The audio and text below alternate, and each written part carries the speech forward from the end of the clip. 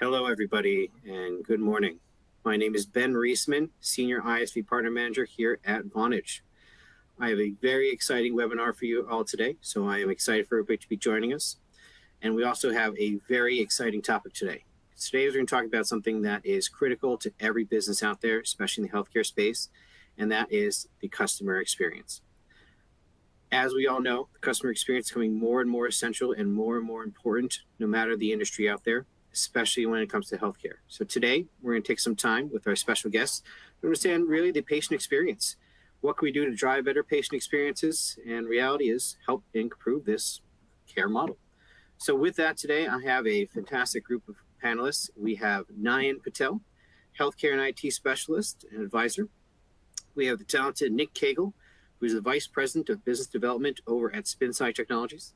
And then finally, we have Sanjay Srinivasan, who is the SVP of Sales Engineering over at Vonage. With that being said, I'm going to start it off and hand it over to Sanjay. Thank you, Ben. Good morning, good afternoon, good evening, everybody. So my name is Sanjay, like Ben said. I've been with Vonage for now 15 plus years, and I've been in this ecosystem on as a service, either unified communications, contact center, network, all things as a service for pretty much my entire career.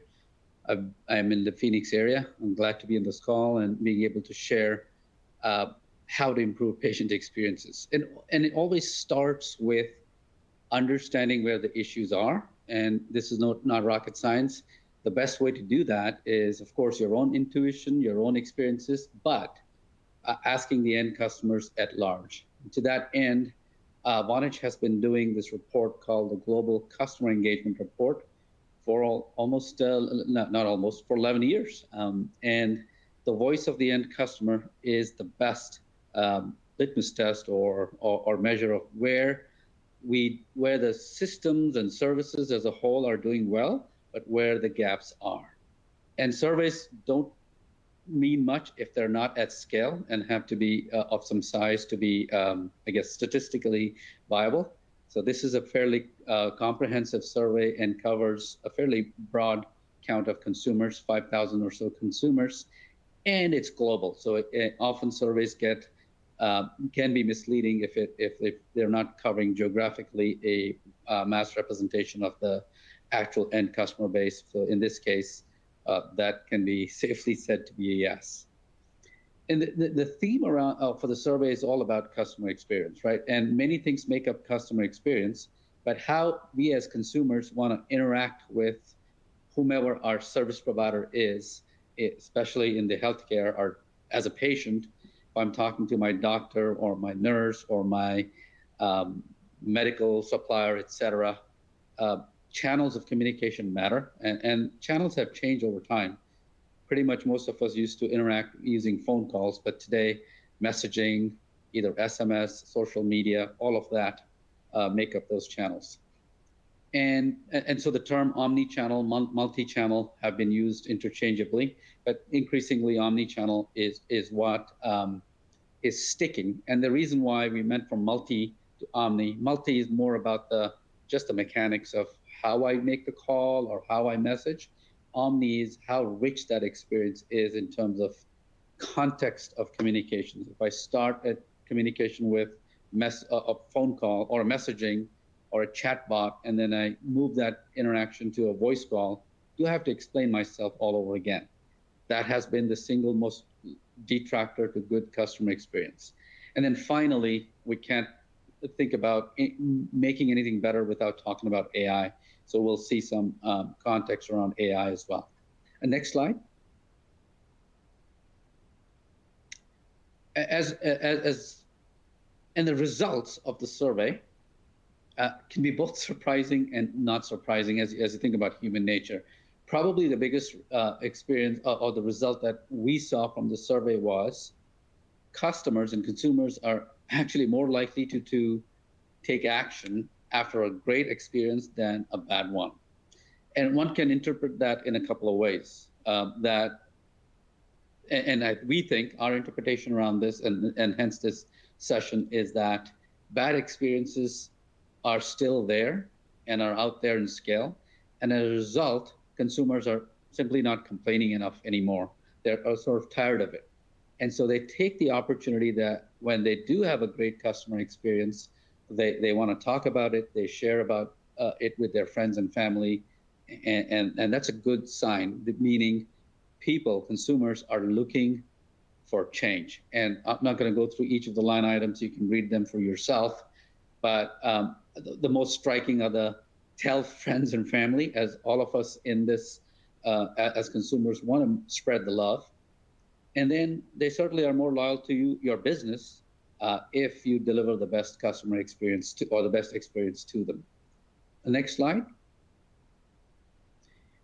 What we're talking about here is the behavioral differences we see in our personal communication and then our business communications.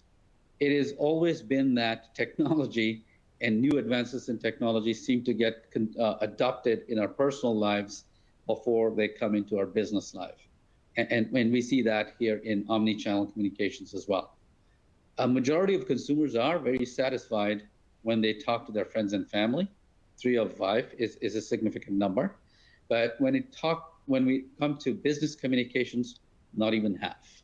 That's not a great place to be, but it also represents a great opportunity to talk about what we're going to talk about today in terms of how enriching patient experience with integrations and AI. Even though digital transformation has been going on for a while, I've been in this, like I said, in this business for a while, and I can say that we've been in this transformation for about 3+ years. Only about 45% of the end consumers are very happy with their communications. And if you've been in telecom long enough, you've heard this phrase, one throat to choke, which I hate. I want to be the one back to pat with our partners, with our consumers. And so we have while 45% sounds like a good number, we have some work to do. And then lastly, in terms of channels of communication, as far as business communications go, messaging adoption is rising, but it's still not compared to the level where we use it for personal communication. Again, it ties back to the AI and the single source of truth in terms of integration. Next slide. And while the slide says luckily, luck's not a strategy, or a hope is not a strategy, as they say, AI is there, and a lot of years of development and thought has gone into it, pun intended, and it's here to stay. And most of us are using it actively in our personal lives, and we're starting to see it in our business lives as well. With that, I'm going to hand over to Nick. We're going to focus on a particular use case, of course, here, which is around the healthcare and patient expectations and their experiences. Over to you, Nick. Thanks, Sanjay. Appreciate that. My name's Nick Kagal. I'm the Vice President of Business Development at SpinSci Technologies. I've been here for about 3 years. I've actually held roles in business development, in customer success, and marketing. Prior to that, I actually worked for a large group purchasing organization, healthcare, running performance services, so focusing on quality, patient experience, safety, and ran customer success for half the country, for the Western United States. Previous to that, I've actually got a background on the provider setting, on the healthcare provider setting, working with various health systems here in the Dallas-Fort Worth area. And I'm also a board member of the Dallas-Fort Worth chapter of HIMSS, and very involved with the American College of Healthcare Executives. So that's a little bit about me.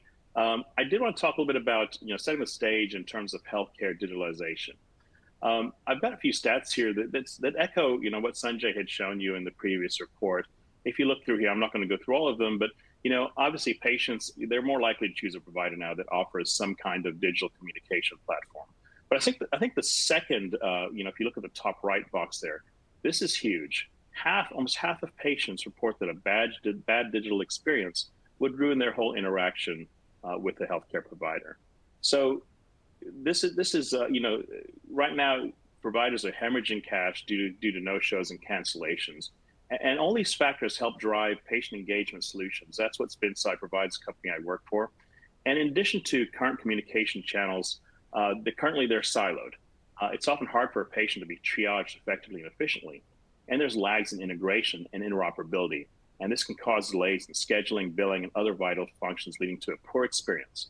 So, I'll talk a little bit today about what the challenges are for the providers and what they're trying to do in terms of driving the experience, why experience is important, both from a loyalty perspective and from a financial perspective for our customers. So if you can go to the next slide, please. So, we talk to healthcare executives all the time, and this is what we hear from our customers. We're often pulled into strategic conversations. It's not entirely surprising what we hear. First of all, cost. There is a hyper focus on cost today. And what are the drivers of cost? Well, number one is labor. Labor is expensive for healthcare systems. And not just that, it's hard to find staff. It's hard to recruit and retain staff. Everybody's heard about the provider burnout issues we're having. So how do we make life easier? How do we deflect some of the work that's coming into our providers and their employees? And how do we drive efficiencies? The second, cost driver is really looking at prescription drugs. And then third is chronic disease.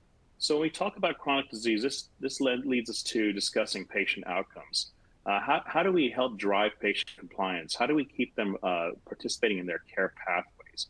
Chronic disease is a huge cost. How do we manage that? We're, as a country, we lead the world in terms of costs for chronic diseases. And then finally, demographics. If you look at our country, we've got an aging population, baby boomers. So what does that mean? That means that there is an increasing volume hitting our healthcare systems. And at the same time, as I mentioned, it's harder for them to find staff. So how do they manage this? Now, referral leakage, what is that? So referral leakage is essentially, a patient gets a referral to see a specialist, a referral for services. They leave their physician's appointment. That health system wants that patient to come back to another physician or provider within the system. But oftentimes these referrals get dropped and that patient goes elsewhere for care. So how can a healthcare provider keep patients within their system? How do they drive loyalty? A statistic on this, a data point is, if you lose just 5 patients a week, that ends up being around almost $800,000 a year in leakage per provider. Next, how do I improve my reimbursement? Reimbursement's got more challenging and it's shrinking every year. We've introduced value-based care.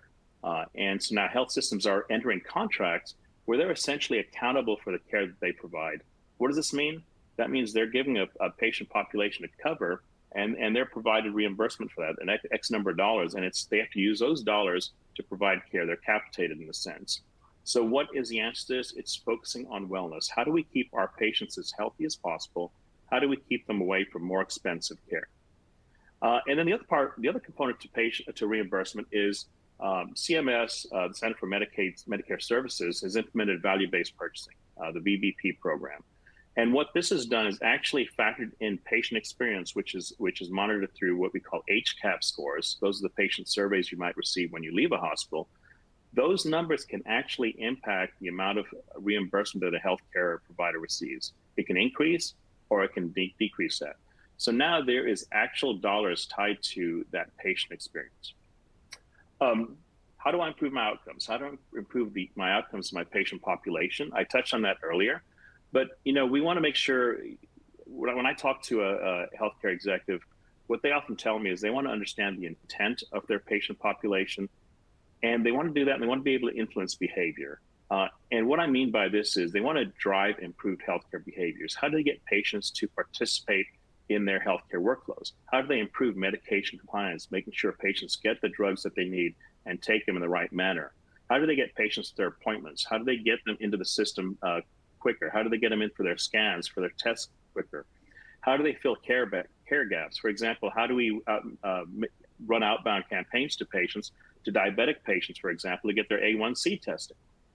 And then finally, experience. How do we improve the experience? As I mentioned, that can actually impact reimbursement today, but it also drives loyalty. And driving patient loyalty keeps patients in the health system, and therefore, obviously drives patient revenue. And there's also transparency today. Patient experience, I mentioned the HCAP scores.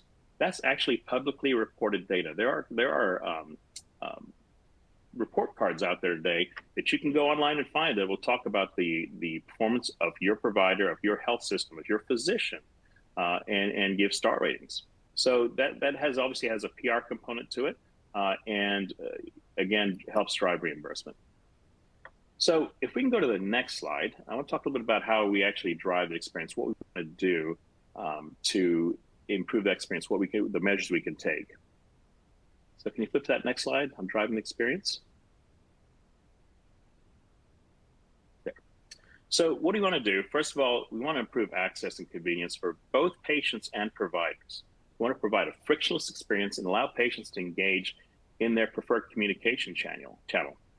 The first experience of a patient, is trying to get an appointment might be through a website. It might be through an interactive voice system. So how do we make these friendly and intuitive? That's oftentimes where we're seeing conversational AI and generative AI start having an impact. It also allows deflection from incoming call volumes, and this helps address some labor issues. How do we create user-friendly interfaces? Again, we want to focus on a frictionless experience, so we don't have patients bailing out on their engagement touchpoints. How do we personalize the experience? Now, again, this is where we're seeing things like ChatGPT, OpenAI, generative AI playing a huge role. How do we make the patient feel like we know who they are? When a patient connects with the healthcare system, how can we leverage what we know about them? We already have data points on them in their electronic health record or in our CRM. So how do we leverage that? How do we reach into that? And patient calls, how do we give them that know me experience? And then the seamless experience. When a patient moves from one experience in the health system to the next, why can't we take their context with them? Why do we have to bombard them? If you've been with the same questions over and over again, if you've been a patient in a hospital, you know that you go from one point to the next, you typically are asked the same questions over and over again. How do we make this easier? And then finally, prompt communication. This one's an obvious one. It's huge. Let's provide feedback to both the patient and the provider as soon as possible. And prompt communication, obviously we want to connect with our patients, but when we talk about the referral challenge and dropped referrals, we want to make sure that when we get a referral in from an outside provider, that we're giving them feedback immediately, that we got that patient, we got that appointment scheduled, that patient was seen, so that referring physician knows that patient was taken care of and they're happy and engaged. So if you can go to the next slide, I want to talk a little bit about my organization, SpinSci, and what we are actually doing from a solutioning perspective. So what do we do and how do we help? Well, we actually have 4 distinctive products that address some of these issues.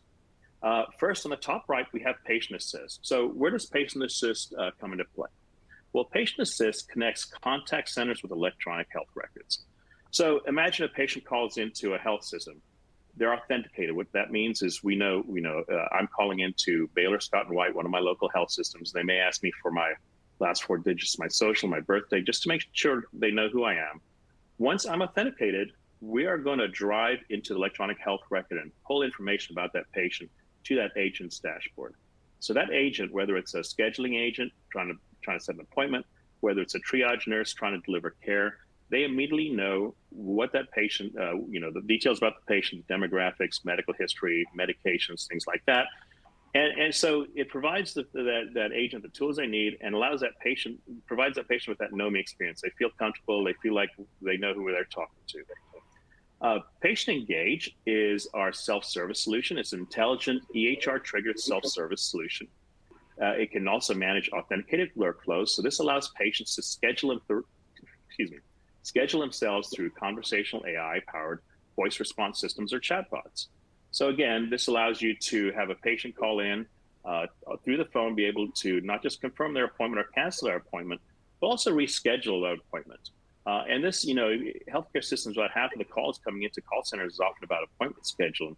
So imagine that volume being deflected away, allowing those agents to deal with other more critical calls. Patient Notify is our proactive EHR-triggered outbound reminder system. Again, I talked about behavior and intent. This allows help drive some of that behavior, allowing patients to take action. So we're sending them messaging, but they're allowing them to actually respond to that messaging and take action through self-service on their own workflows. And then finally, just Patient Comply is one of our regulatory solutions, allowing for security compliance on actual payment interactions. So in conclusion, there continues to be increasing pressures on health systems, and they've often, they've got to focus on managing lower margin operations. So how do they do this? It's really critical for them to understand how to focus on improving outcomes and keeping their patients out of more expensive settings. They can do this by driving better engagement and really creating that true provider-patient partnership that can be enforced through better digital engagement. So I want to turn it over to Nayan. Nayan Patel is going to talk a little bit about his experience from a provider perspective. Thanks, Nick. And just so my name is Nayan. 1 second, everybody. Just so you know, afterwards we will be having a Q&A. So if you do have any questions, please put them in ahead of time, because after Nayan goes, we will hop into Q&A quickly. Sorry. No worries. Thanks, Ben. Yeah, so my name is Nayan Patel, and I'm actually a former CIO within the Baylor Scott & White Health System here in Dallas. I was managing 2 of the heart hospitals, then also was at Baptist Health in Jacksonville, and now I'm working actually as a consultant for U.S. Heart and Vascular. So I've had a lot of cardiology experience. And this is really, talking about how we are trying to provide the right engagement with our consumers. And in all of these different scenarios that I've been involved with, from physician practice to large healthcare systems, it's really thinking about how do we provide many avenues. And we've talked about all of the omni-channel environment. But this is about trying to get that, as Nick pointed out, focusing on wellness and behaviors of the patients. So, when you think about what they really want, consumers are looking for something that's convenient, easy, personalized to them. And that's what this is showing us. How do we get that information to them in the way they would want it to be delivered? They want things immediately. They wanted convenient care, flexible scheduling. They want to be, digitally engaged, and they don't want to wait. So if they don't get that, they're going to try to do something else. So they want it to be easy to interact with. We talked about clinical workflows that are efficient to what they're engaging with them, a follow-up process, easy to figure out where your prescriptions are. And if it's not easy, then they're going to say they want to go somewhere else. And they also want to be remembered. So it's tying all this information together so they don't have to keep repeating themselves. The things that you've probably heard numerous times, but it's having that better engagement with the physician-patient relationship so that they're just not a number. And so there's a lot of things that puts all this together. And that's kind of what SpinSci and Vonage have come together. They've, put an offering here that really puts the outbound of proactive reminders and driving that engagement. It does lead to some of the things, and maybe repeating here, it's improving those outcomes, making that scheduling a lot easier than it was before, improving the patient provider experience, getting that personalized messaging, and, getting the referrals to where they really need to go in an efficient manner. And for the business side of the house, this is really about improving revenue and cost. So for the physician practices as well as the hospital organizations, you're not losing revenue on missed referrals. Providers sometimes miss, several $100,000 of revenue because they're not getting that referral. So there is an opportunity with this automation of the notifications and the omnicell environment to put it all together. So fewer missed appointments really is a big challenge for most organizations. And this solution offers a sophisticated, intelligent self-service. So it reduces the burden on a lot of the provider staff, but engages the patient and interacts and puts everything together. We talked about the scheduling, the pharmacy refills, even the bill payment.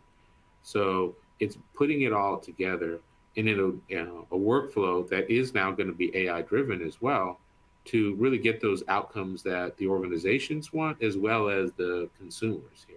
So the last piece that kind of put all this together, it's the intelligence around a contact center. And so the agents have more information available at their fingertips to drive a meaningful conversation and getting the consumer what they need to get the best results. So there's so many options available for patient engagement today, but it really is trying to focus on something that gives you that highest bang for the buck right now. And that's what Vonage and SpinSci have put together. So Ben, I'm going to hand it back to you. I think we've got some questions already coming in. So Ben, hand it back to you. Awesome. Great. Thank you, everybody. I really appreciate everybody being here. With that being said, that is correct. We do have a few questions. So first one, I really like this one. how do you strike the right balance between technology-driven interactions and maintaining a human touch in patient care? Well, I can take that first and address that. So I think it's really important, when we talk about, there's always the need for that high touch experience. Patients are always going to want at some point to be able to connect with an individual. But, from a technology perspective, how do we enable that representative, that agent, that clinician with the information they need so that, they're not having to dash off and look into a different screen? One of the things you'll see in healthcare contact centers, for example, is traditionally they've had different panes of glass, we call it, that are open. They've had to have their electronic health record open. They've had to have their contact center open, a scheduling system open. So how do we put that all into one location? How do we give that information, enable that agent with the information they need about the patient? But then also, how can we start looking at things like knowledge management? This is where AI comes into play as well. How can we start delivering them the information they need? So if a patient's calling about a MRI, for example, or an appointment with a specialist, as soon as they get that information and see that patient's calling about an appointment with Dr. Jones in cardiology, they can see the protocols that Dr. Jones has for scheduling. So they know that Dr. Jones is out playing golf Wednesday afternoon, so don't schedule that time. Or they know that there's some particular prep that a patient needs for a colonoscopy. They can deliver that right to the patient, send a text with a link to that. So I think it's important to be able to, from a technology perspective, there's going to be that high touch need, but how do we enable those taking the calls or responding with the information that they need to be able to triage that call effectively, efficiently, and have a very positive outcome and experience for both the agent and the customer or the patient. Nick, thank you. Very, very, very illustrative there. For me, I think I'll step outside healthcare for a bit and to answer that question, because it's true for any vertical. As we think about technology should, like you said, enable. And in this day and age, when we talk about AI in particular, certainly interacting with a bot, that becomes the fine line or the deciding line where technology is crosses the line, if you will, from being helpful to not being helpful. And in healthcare, certainly, at some point, if I have a critical healthcare need, the FAQ type questions, scheduling, reminders, etc., they are clearly well suited for a bot type interaction. And then, but when I interact and I'm at a point of interaction because I've got a health situation going on, and I want to talk to a doctor or a nurse ASAP, that's where technology does what you said. It enables finding the right resource very quickly, and then quickly handing off that interaction to that live person. In the past, people would have to call A, call B, call C. Today, technology makes that certainly get to C right away. If not, automatically find the next best subject matter expert to connect me to live. I think that's a great combination. Excellent, great. Nick and Sanjay, thank you for that. We have time for one more question. I think this is a good actually follow-up to that. So as you embrace technology in healthcare, what potential challenges may arise? We talked about the benefits. What challenges may arise, and how can providers overcome them to ensure a seamless patient experience? Nick, go ahead. I'll start off on that one. One thing I'll say, I think that one of the biggest challenges we have in any of our healthcare systems is really the number of systems we have to communicate, and how do you simplify the messaging in a way that it's not going to continue to get more complicated, because today we find new solutions left and right. I mean, there's new things and newer, better ways of doing things all the time, but how do we streamline it into what really matters? And so I think, when we evaluate new technologies, we have to think up front, how is this going to interact with our existing patient engagement strategy? And not add on, but remove something if we're going to add something, because our environment is already complicated, so many interfaces to different things. And a tool like this will help keep it simplified, right? Like, use the front end here and keep that simplified process. So really questioning what the need is before we add it on to another solution. Outside of the technical need and the clinical need, but it's really from a business operational need. Are we complicating the process more, or are we going to really, continue to make it more effective with the patient? Yeah, I agree. It's about the orchestration, I think, of what we have. And, Nayan and I have known each other for a long time. He actually came to healthcare from outside. I remember when he first came in, he had a diagram showing me his systems technology, and it was a whole spaghetti chart. He was just kind of amazed at what was going on in healthcare. One thing I'd add on to that in terms of challenges is in healthcare, there's lots of siloed departments. And that's part of the driver of all this technology, having multiple systems, is you have a lot of departments that may have acted individually and had different solutions. So I think what's really important is to have, a strategic approach within the health system. That means, and first of all, you got to leverage what you have. You can't just clear out everything and start from scratch necessarily. But then let's look at what we have and how we're designing and bring in the key stakeholders and make sure that we have a true strategic approach to leverage solutions we have. And then if we bring in additional solutions, let's look at how we can orchestrate what we have, what we need to get to that future state. And I have just one word: inertia. It could be our biggest challenge. Just don't do anything different and force inertia and let inertia just stay the course. All right. Excellent, everybody. Well, that unfortunately is time for all the time we have for today. So thank you, everybody from the Vonage team. Thank you for everybody from the SpinSci team. Thank you for all of our guests today. Thank you, Nayan, for joining as well. If anybody has any other subsequent questions, please do not hesitate to reach out to the Vonage and or SpinSci team. Again, my name is Ben Roesemann. Thank you for your time today, and we'll talk to everybody soon. Bye-bye. Thank you, everyone.